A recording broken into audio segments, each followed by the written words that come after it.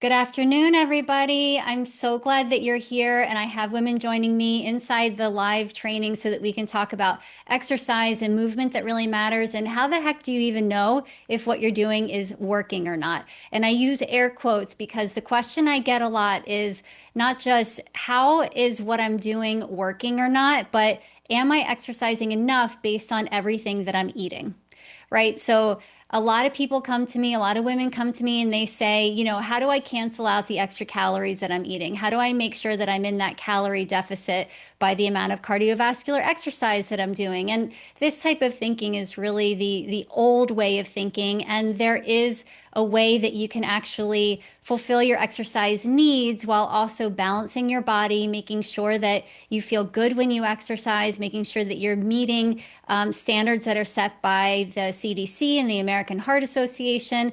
And today, I'm even more excited to share with you guys that I have a special tool that I created that will help you know if you are exactly in that range. So what I want you to do is to stop counting points or calories and seeing if your exercise cancels that out. And instead, I want you to follow guidelines and recommendations that are healthy for individuals. I have both a calculator for healthy individuals as well as healthy individuals who are in perimenopause, women who are trying to do the right thing but aren't really sure, right? You've probably heard like too much cardio can create a cortisol imbalance, and then your hormones are all out of whack, and then you're holding on to fat storage. So I want to be really crystal clear with you guys by giving you this exercise calculator and help you know if what you're doing is working for you or working against you, and if you're doing enough.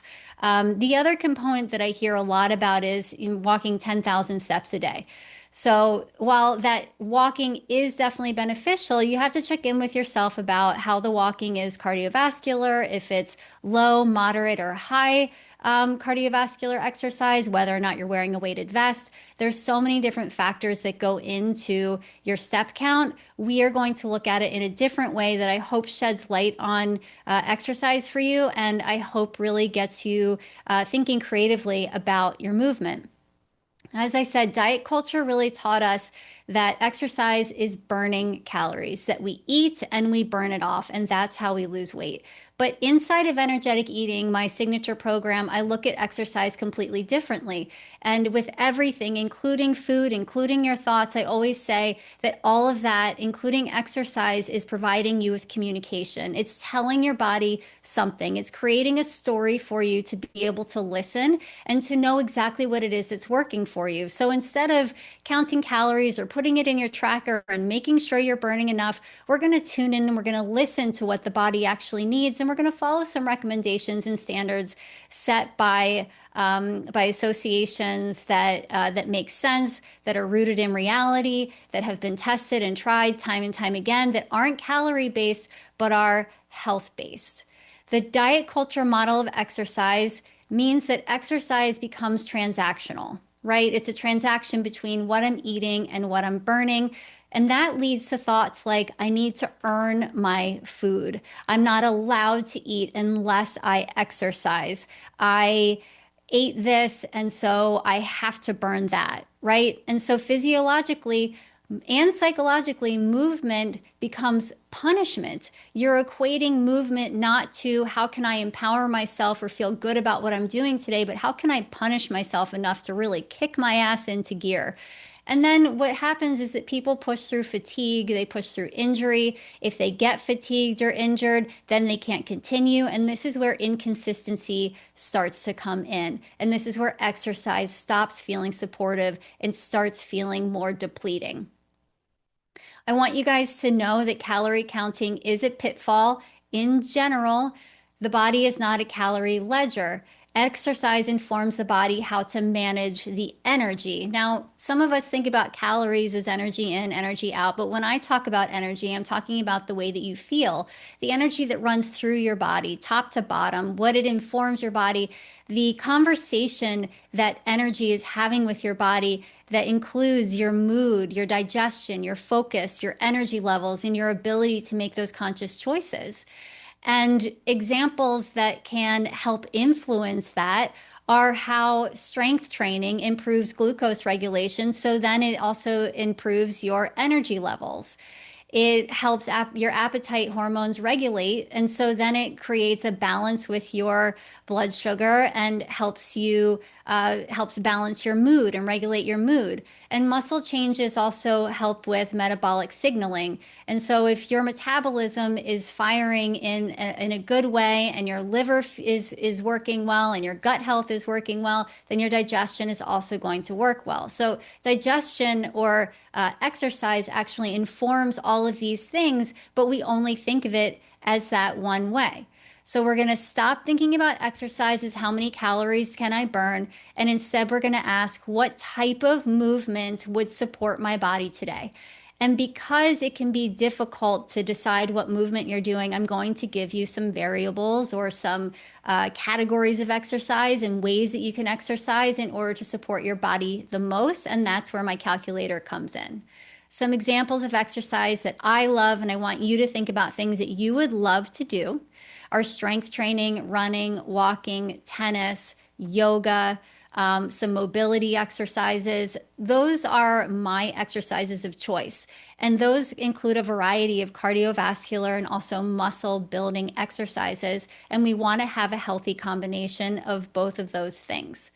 Those are the exercises that give my body feedback that exercise isn't just calories in, calories out. In fact, it's not about that. It's about how I feel. I have fun doing these things. I love doing these things. And though it may be hard for me to drag my butt out of bed and go for a run, when I'm done with it, I feel amazing. And though it's hard for me to pick up a weight and think, how am I going to do a squat today? After I do it, I feel stronger and more powerful. And as a result, my whole body starts feeling balanced and I'm not caught in that cycle of calories in, calories out.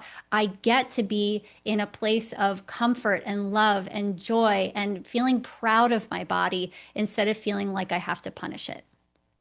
Okay, so the big question is what I'm doing enough? And this is where I'm going to share my tracker with you guys. For those of you who are listening to this as a podcast, you're going to want to check out the YouTube video or join my Facebook group in order to be able to see the share of the screen so you can see the tracker.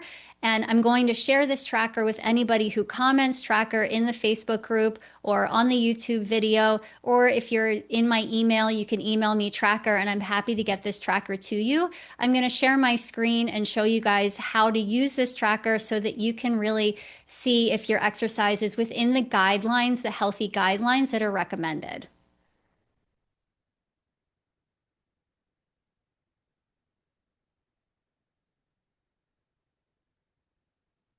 Okay.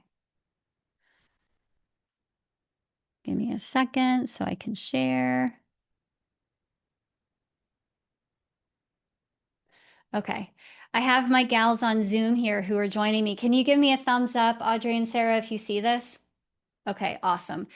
All right, so this is an example. You'll see in this Excel spreadsheet that I have the example tracker at the bottom and then your tracker, which is blank that you can fill out. When you get this guide, you or this tracker, you're going to want to go to File, make a copy, and so that you can have an editable sheet. Right now, it is view only for you, so you won't be able to change the information in it. All right, so this is more of a reflection of what I did in the past week. And I want to show you guys what the recommendations are from the CDC and how the things that I chose support my body in being within those recommendations. Okay, so there's two different types of cardiovascular exercise. There's moderate intensity and vigorous aerobic intensity. And then between those two, you can split it up in two different ways. You can do 150 minutes per week and up to 300 minutes per week. And then for vigorous aerobic exercise, you could do 0 vigorous or you could do 75 minutes per week. Now, the idea behind this is that if you are not choosing vigorous aerobic exercise, then you're going to want to do a higher amount of moderate intensity cardiovascular exercise, right? So if I'm not getting my heart rate up for 75 minutes, then I'm going to want to allocate more time to the moderate intensity cardio. So I'll show you how I figure that out and break that down in just a second. But I'm going to show you some of the exercises that I choose. So weightlifting, the recommendation you'll see in yellow over here is between 2 and 4 times per week. I did weightlifting this week twice. I'm not going to put in basketball. That was an old thing. We're going to get rid of that. I'm not doing that anymore. That was a lot of cardio. So on Monday, I do weightlifting, and on Thursday, I do weightlifting, and I give myself a one for each of those. Add those up. That means I do two strength training workouts, hitting all muscle groups in 1 week, and that is in alignment with the recommendations. When I'm running on my own on Tuesdays, I run pretty hard. Vigorous aerobic activity means that it's difficult to hold a conversation. So I would not want to be running on Tuesdays next to someone trying to have a conversation because that would be really hard. I'd be like, right? I push myself on those Tuesdays by myself. I really like that time. And that's about 20 minutes. Okay. On Wednesdays, I do more of a jog. I actually jog with my partner, Michelle, and we jog in the morning. We do about 2 miles together, and it's really comfortable. And we chat while we do it. And that's for about 20 minutes together, maybe 25 minutes. I'll put in, you know what, I'm going to put in 25 because we do a walking warm up as well. Um, I also on Wednesday ended up playing singles tennis. So I got invited to go play. That was 40 minutes. So that's 40 minutes of vigorous exercise. You can see that this is all adding up here. Okay. On Thursday, I did weightlifting. So I gave myself one for that. That's where this two comes from. On Friday, tomorrow, I'm not going to do anything. So I didn't put anything there. I put down mobility, yoga, and rest. Generally speaking, if you're doing mobility work or restorative yoga, that doesn't really count for anything. I'm sorry to say. That's restorative, really beneficial exercise for you. And we absolutely should include it for sure. But I'm not going to track it down on my tracker because it doesn't count for that heavy load bearing exercise that strength training can provide. It's definitely not vigorous aerobic activity, and it's not even moderate intensity cardio. If you're doing something like vinyasa yoga, I would put that in moderate intensity cardio. If you're doing Pilates with added weight, you might be able to consider it strength training. You're working those small muscle groups. It's not huge load bearing exercises, but I always tell my clients, give yourself the benefit of the doubt and see how it goes. Throw it into strength training. And if you're seeing results and you're liking what's happening with your body and you feel really good with doing weights one day and Pilates the other, guess what? You're doing a great job. So you can't always follow the rules 100%. You got to see what's working for you. On Saturday, I am training myself to get faster for my 5K. So I'm doing 20 minutes of moderate intensity cardio. That's walking and jogging at intervals. But I'm pushing myself to do 25 minutes of vigorous cardio. And then Sunday, I'm going to do a brisk walk for 40 minutes. So what does this look like when we break it down? If I only counted my moderate intensity cardio, this is working out 3 days per week. A lot of women say, can I work out 3 days per week? You can, but guess what? I'm only hitting 85 minutes of moderate intensity cardio if I'm choosing 3 days a week to walk or to do conversational exercise. And so when someone asks me, is that enough? Saying working out 3 days a week, I can't really say that it's enough. But if you're tracking it and it's only 85 minutes, then you're going to want to add more walking on Monday, Tuesday, Thursday, or Friday so that you can get to that 150 minutes per week of moderate intensity cardio. Okay. But I have vigorous aerobic activity as well. That's 0 to 75 minutes per week. And you can see that I track this here and I do 85 minutes of vigorous aerobic activity. My total is 255. That's a lot of minutes. Okay. This total in here, basically the vigorous and moderate are equivalent on a 2-to-1 scale. So my vigorous aerobic activity is, this is counts for 2 times of moderate. So you can see in here that what I do is I multiply let me see, actually, hold on a second. Audrey can probably help me with the math on this. I've got Audrey here. She's like this actually, Audrey, you inspired me to make an Excel sheet to do this. I'm pretty sure I did this correctly. So my vigorous aerobic activity, it counts for twice as much as my moderate intensity activity. That means that 85 times 2 is actually how much moderate. So that times 2 plus my moderate intensity makes a total of 255. What that means is that if I'm doing up to 300 moderate intensity exercise minutes, I am within that range. So I don't want to surpass 300 minutes per week. That would be like, like someone training for a marathon or someone, training in the Olympics or something like that, right? Like I want to be somewhere between me personally, 150 and 300 minutes of moderate cardio. So this is me kind of averaging out the moderate and vigorous so that we can see how much total we're doing. So this number right here should be at least 150. Okay, so it's taking your vigorous and making it into moderate so that you can have that number right here be between 150 and 300. Does that make sense? I see some nodding and thumbs up. Okay, awesome, great.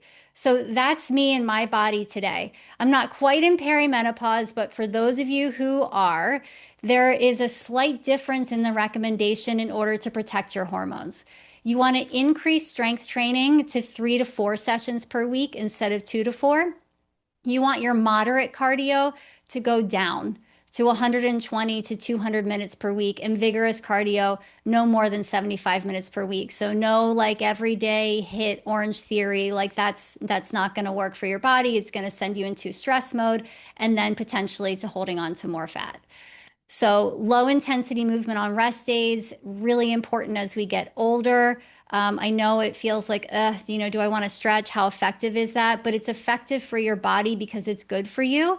We're not going to put it, we're going to track it, right? But we're not going to put it down into include it in our minutes. It's just something that we're expected to do. Do a little stretching, do a little online yoga, just keep yourself mobile and limber. So how does that shift here? Okay.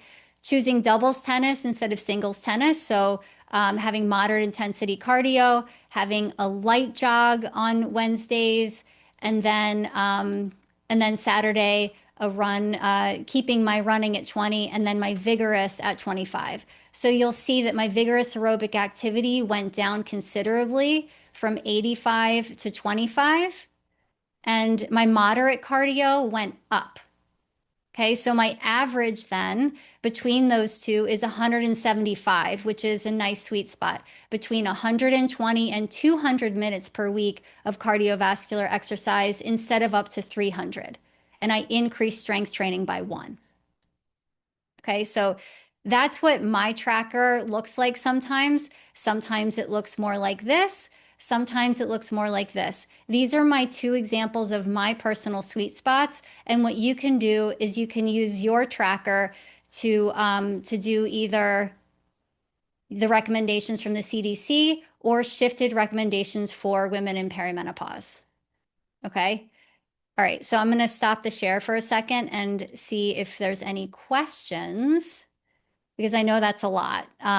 So I'd love to hear just feedback or interest. Yeah, Audrey, So, how long should you strength train for? that's a really good question. So if you are hitting all muscle groups, you're probably strength training for at least 20 minutes. Okay. So what I like to do, and sometimes there's strength training with a mix of cardio, right? So you might be like, for example, a CrossFit class might be something like 40 minutes, and the first 15 minutes or so might be cardiovascular, and then you get into the weight training part. So you could also split that apart and put that in your tracker as 2 different things. A way that I work out with my clients when I do strength training class, I do a Zoom strength training for my clients. Typically, we start with the mobility part, and then we go into 20 minutes of strength training with a little bit of cardio to keep our heart rates up. But I would count that as 20 minutes of strength. Okay. Thank you. Yeah, you're welcome. Sarah, I think you threw a question in the chat. How do recommendations change from perimenopause to postmenopause? That's a really good question. I typically work with women up to menopause time, right? So postmenopause, I think you just got to listen to your body. So hormones are regulating. And if you have any suggestions, Sarah, if there's something that I think you work in with women who go through menopause, right? So I'd love if you have a recommendation or if you have a thought about that, you're welcome to share it here now. I'd love that.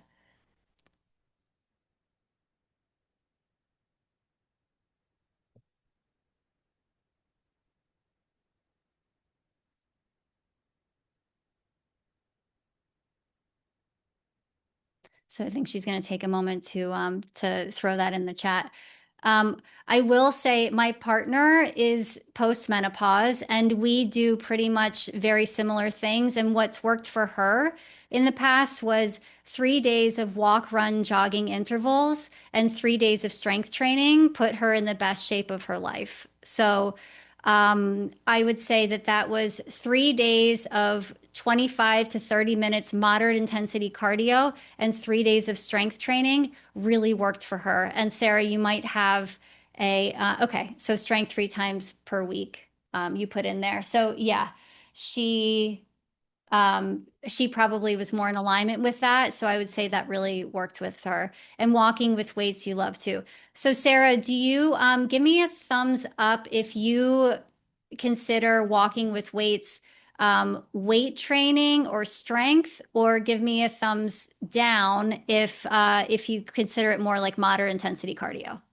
So thumbs up at strength, just so I can see you in the screen. And she's like, I think I'm yeah, gonna unmute on that one. Yeah, yeah. I think it would depend. I think it depends on the terrain, right? The mhm, terrain and the amount of weight you're packing, yeah. right? So, I mean, I think it's a great way to get some of your low intensity cardio in Mhm. addition to supporting the strength training that you need.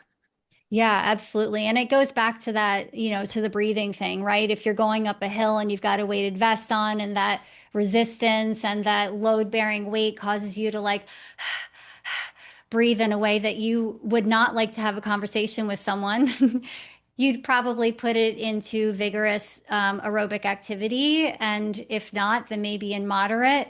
And then as far as load bearing, right? Like, again, we have to be also flexible with ourselves. If you're increasing the weight that you're bearing on your body, with relativity to your body and what you feel, you can probably say like this feels more like strength training. If you're going up a hiking path and you're driving through your heel and you feel your quadriceps engaging and you're like pushing into it and pushing into it, that's going to feel more like strength training than it is, getting that cardiovascular activity in. So thanks for bringing that up, Sarah. I think it's so important for us to think about number one, all phases of our lives, what works for the individual, and these different tools we can use in order to be able to fulfill those needs. Yeah. Especially for somebody who maybe doesn't love strength training, but Yeah. also maybe needs to consider um, bone loss, Yep. or supporting bone mass, right? The just putting a dumbbell or two in a backpack or a weighted vest or whatever is going to help support the Yeah. um, continued bone health. Yeah, I love that. Yeah, osteoporosis, like such an issue as we get older, and also for our fellow friends on GLP-1s who really want to be able to maintain that muscle mass to get the strength training in 3 to 4 times a week is going to be extra important. And the weighted vest, just what an added bonus to be able to do that, um, as opposed to, kind of throwing yourself into something that you might not like. If you like walking, like do it. Yeah. I went ahead and put the spreadsheet in there for you guys who are joining me on Zoom. If anybody else would like it, then comment tracker and I will make sure to get that to you through DM. And have fun with it. Let me know how it goes. Put your stuff in there. Let me know if you did as much as you thought you would, or if maybe you weren't doing as much as you thought you were supposed to. And I'd love to hear feedback because it's not always so clear about what we're doing. And when we can really see it, it's like, oh, you know what? I could actually add some more of this in here, 10 minutes here, 10 minutes there. what would it be like to wear a weighted vest, or what would it be like to add another strength training class? And if you're looking for a strength training class, and you want to do it with the ease of being in your own home, I do host one. It's once or twice a week, depending on the week, Mondays and Thursday mornings at 6 a.m. And if anybody's interested, I'm happy to get you the information on that too. We have a lot of fun. It's a great community, very supportive of each other. And I'd love to have anybody in there who would like to. Yes, it's 6 a.m. I will repeat that. 6 o'clock in the morning. And we do roll out of bed with a coffee and do not look our best. And sometimes people are in their PJs, and that's totally fine. Sarah, Audrey, do you guys have any more questions? Is that yeah? Yeah. So, what pace do you consider brisk walking? I was just curious. Is it like a 20-minute mile or?